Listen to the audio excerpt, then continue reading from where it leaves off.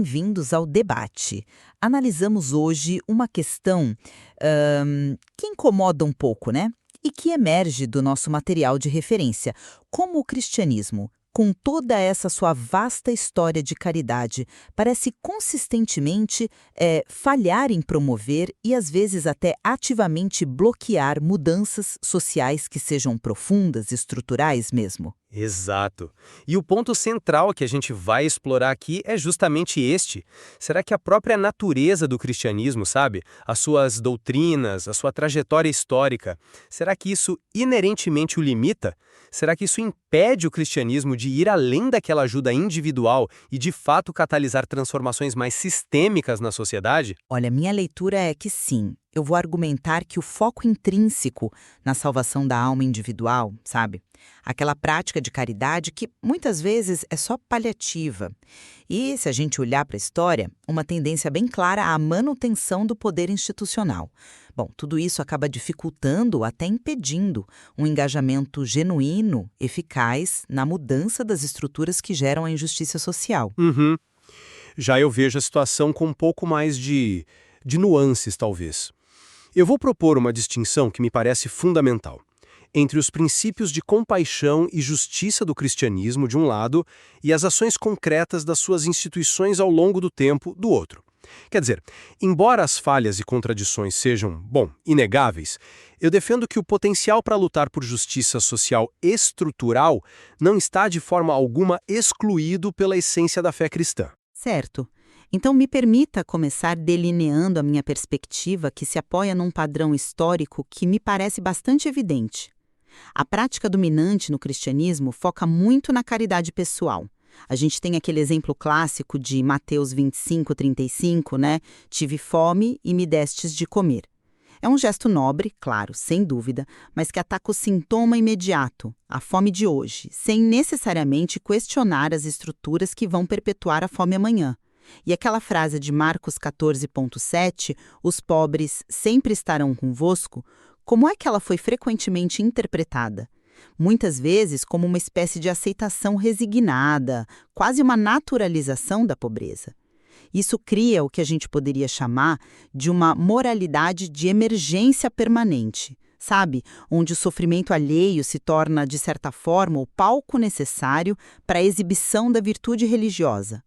Agora, quando a gente olha para o envolvimento político do cristianismo institucional, aí o quadro se complica ainda mais. Desde a aliança com Constantino, lá atrás, passando pelo papel da igreja na Idade Média, no período colonial, a tendência majoritária foi buscar a consolidação do poder e a manutenção da ordem vigente.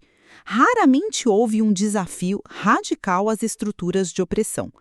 O Bertrand Russell observou isso com muita perspicácia, né? Que a religião organizada, quando no poder, historicamente tendeu a se alinhar com forças conservadoras ou até reacionárias. E nem precisamos ir tão longe assim. A forma como a teologia da libertação, que foi justamente o movimento que buscava usar a fé como motor para a mudança estrutural, muito forte aqui na América Latina, no Brasil inclusive, foi recebida com desconfiança e até reprimida por setores importantes do Vaticano. Isso ilustra bem essa resistência institucional. E, por fim, a gente não pode ignorar a forte ênfase escatológica, quer dizer, a promessa de uma justiça perfeita só no além, depois da morte. Isso pode, sim, esvaziar a urgência da luta por transformações sociais concretas aqui e agora. Entendo perfeitamente a linha do seu argumento que se baseia nesses padrões históricos. Contudo, eu acredito que essa leitura, embora, claro, contenha verdades importantes, ela talvez simplifique um quadro que é bem mais complexo. Sim, a tradição de caridade individual é fortíssima e o valor dela no alívio do sofrimento imediato é inegável. Mas reduzir todo o potencial social do cristianismo a isso é deixar muita coisa de lado, né?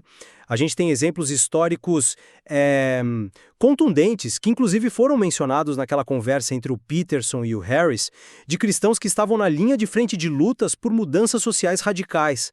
O movimento abolicionista, por exemplo, foi em grande parte impulsionado por profundas convicções religiosas sobre igualdade, sobre dignidade humana, sabe?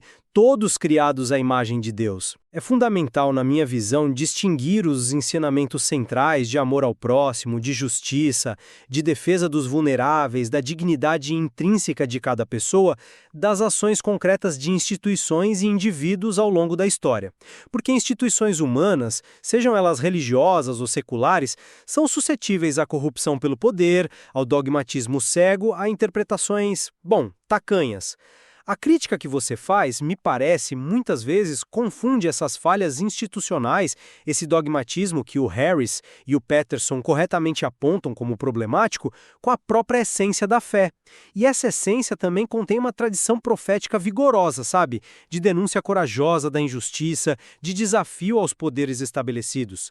Os textos sagrados são complexos, são polifônicos e permitem, sim, interpretações voltadas para a justiça social. A reação à teologia da libertação, embora tenha sido real e, em muitos aspectos, lamentável, ela não invalida a existência e a legitimidade teológica dessa corrente ou de outras parecidas. E quanto à escatologia? A esperança num futuro de justiça plena não necessariamente paralisa a ação presente.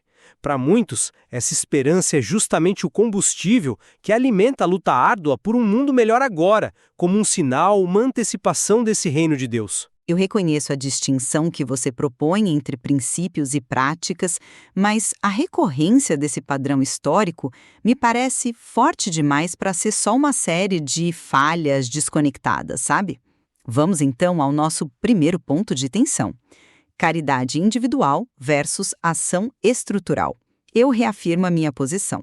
A caridade, por mais bem intencionada e necessária que seja no plano individual, ela opera fundamentalmente na lógica do paliativo. Ela não mexe nas causas profundas da desigualdade. E aqui entra uma contradição que é gritante, que dados do Pew Research, por exemplo, ilustram bem no contexto norte-americano e que a gente viu refletida na conversa com IA. Grupos religiosos, como muitos evangélicos brancos nos Estados Unidos, são extremamente ativos em ações de caridade local. Distribuem comida, roupa, oferecem abrigo temporário. Sim. Ao mesmo tempo, esses mesmos lucros frequentemente dão apoio maciço a políticas anti-imigração duríssimas que criam e perpetuam exatamente o tipo de sofrimento que eles depois tentam mitigar individualmente. Aqui reside uma contradição central, né? A mesma mão que oferece um prato de sopa pode votar por políticas que criam a própria fome que ela busca aliviar. Isso me faz lembrar daquela crítica ácida do Christopher Hitchens à Madre Teresa, a quem ele chamou de amiga da pobreza e não dos pobres. A sugestão é que a estrutura religiosa, de alguma forma, precisa da pobreza para se validar através do exercício da virtude da caridade.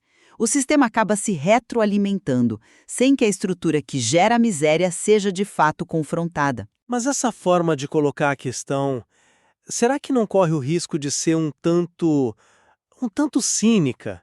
Quer dizer, desqualificar a ajuda individual como meramente paliativa ou como um mecanismo para manter o status quo? Isso não parece desvalorizar a compaixão genuína e o impacto concreto e muitas vezes vital que essa ajuda tem na vida de quem a recebe. Além disso, essa dicotomia tão rígida entre o individual e o estrutural me parece às vezes um pouco artificial. Muitas vezes, a consciência sobre a necessidade de mudanças estruturais nasce justamente do encontro pessoal com o sofrimento. A indignação que move a busca por justiça sistêmica pode começar ali, no ato de ajudar alguém.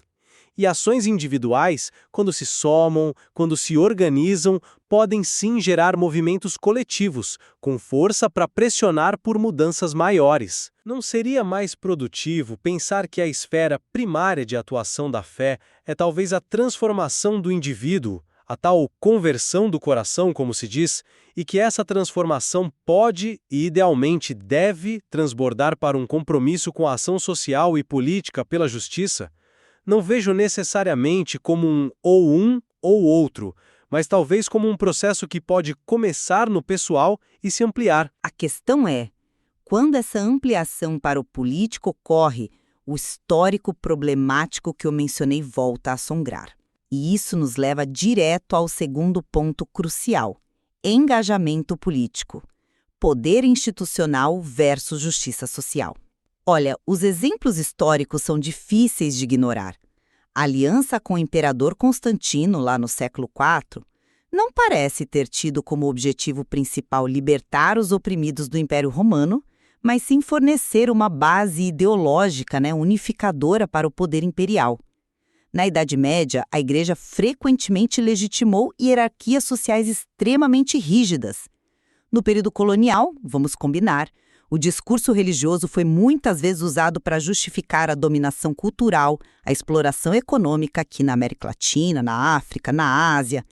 Mesmo a doutrina social da Igreja, que foi formalizada a partir da encíclica Rerum Novarum, em 1891, um documento-chave, que tentou responder às condições da classe trabalhadora na era industrial, ela surge, sejamos honestas, como uma resposta tardia e bastante moderada ao avanço das ideias socialistas e anarquistas da época.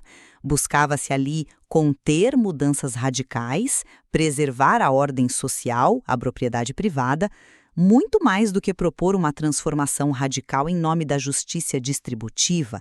E hoje, a gente vê no Brasil, nos Estados Unidos e em outros lugares, um lobby político cristão muito vocal, mas frequentemente focado em questões de moralidade individual ou de costumes, como as pautas anti-aborto ou anti-direitos LGBTQ+, e muito menos engajado em lutar por justiça econômica sistêmica, por reforma agrária, por direitos dos trabalhadores. E volta a insistir no exemplo da teologia da libertação. A marginalização dela demonstra que, quando a interpretação da fé aponta para um confronto direto com as estruturas de poder econômico e político, a prioridade institucional tende a ser a autoconservação e não a busca radical por justiça. Certo. Você levanta pontos históricos e contemporâneos que são muito pertinentes, sem dúvida. Mas será que esses exemplos, por mais reais e lamentáveis que sejam, representam a totalidade da história? Ou uma condenação inerente à capacidade política do cristianismo para o bem? Será que não poderiam ser vistos também como manifestações da falibilidade humana? Da tentação perene do poder, do risco do dogmatismo, que, aliás, é um ponto central naquela discussão entre o Harris e o Peterson?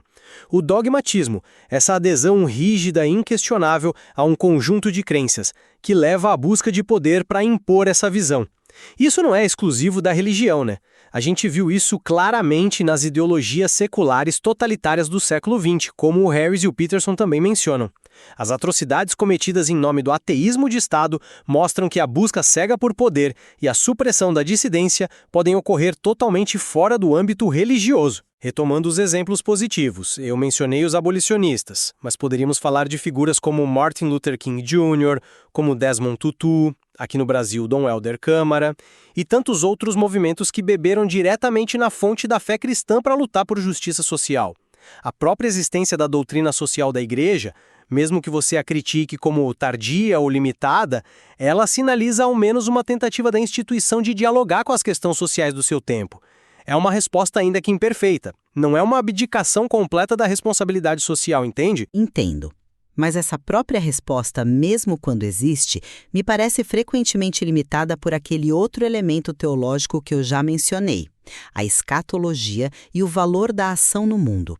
Eu insisto neste ponto. A promessa central de uma justiça perfeita, definitiva, que será realizada apenas depois da história, no além, isso tende a diminuir a urgência e a radicalidade da luta pela transformação dentro da história. Se o sofrimento nesse mundo é encarado como algo temporário, como um teste de fé, ou como parte de um plano divino que a gente não entende, ou mesmo como a condição para exercitar a virtude, isso pode sim desencorajar a luta por mudanças estruturais profundas que visem eliminar as causas desse sofrimento aqui e agora. A esperança fica projetada para o futuro, para outro plano de existência, o que pode tornar a ação política neste mundo menos decisiva, menos urgente. Eu entendo a lógica dessa crítica de verdade, mas eu proponho um olhar um pouco diferente sobre a escatologia. Essa esperança no futuro, ela não precisa funcionar como uma válvula de escape ou um anestésico para as dores do presente. Para muitos crentes e movimentos sociais de inspiração cristã, ela opera de forma exatamente oposta, como uma fonte poderosa de inspiração, de resiliência e de sustentação para a luta por justiça agora. A visão de como as coisas deveriam ser, o tal reino de Deus, como um horizonte de paz, justiça, fraternidade, oferece um padrão ético e uma motivação profunda para trabalhar por um mundo que, mesmo de forma imperfeita, fragmentária, já antecipa essa visão. Longe de ser uma fuga, pode ser a força propulsora que permite continuar lutando mesmo quando tudo parece perdido, sabe? A gente pode até conectar isso com aquela ideia das verdades psicológicas importantes que o Peterson e o Harris discutem a respeito da religião. Talvez a capacidade de resistir, a coragem necessária para confrontar injustiças estruturais tão arraigadas, muitas vezes contra todas as probabilidades. Talvez essa capacidade seja nutrida justamente por essa esperança que transcende o imediato. O que nos leva diretamente ao último ponto nevrálgico desta nossa discussão: interpretação, dogma e o potencial libertador. O Sam Harris, nas críticas dele, frequentemente aponta para textos específicos nas escrituras sagradas, tanto na Bíblia quanto no Corão, que são eticamente problemáticos para a nossa sensibilidade contemporânea, né? Passagens que parecem endossar escravidão, violência, subjugação das mulheres. O meu argumento é que interpretações literais ou dogmáticas dessas passagens foram e continuam sendo usadas para justificar a opressão. Por outro lado, as interpretações ditas mais sofisticadas ou libertadoras muitas vezes precisam fazer verdadeiras acrobacias hermenêuticas ou simplesmente escolher ignorar o sentido mais óbvio e direto de certas passagens. A clareza desconcertante de algumas injunções, pensemos nas leis do Antigo Testamento sobre apedrejamento, por exemplo, torna difícil argumentar contra o potencial danoso de leituras literais e dogmáticas. E essas leituras, como Peterson sugere, podem até ter uma vantagem retórica por sua aparente simplicidade e fidelidade ao texto. Pois é, e é aqui que a perspectiva do Jordan Peterson sobre a complexidade da interpretação, especialmente de narrativas e textos antigos, se torna crucial. Eu argumentaria que esses textos raramente são blocos monolíticos de sentido, sabe? Eles carregam múltiplas vozes, tensões internas, diferentes tradições que coexistem. Pensa na tensão clássica entre a tradição sacerdotal legalista, mais focada na ordem e no ritual, e a tradição profética focada na justiça social e na crítica ao poder. A existência inegável de passagens problemáticas não anula automaticamente o potencial libertador de outras passagens ou da tradição como um todo.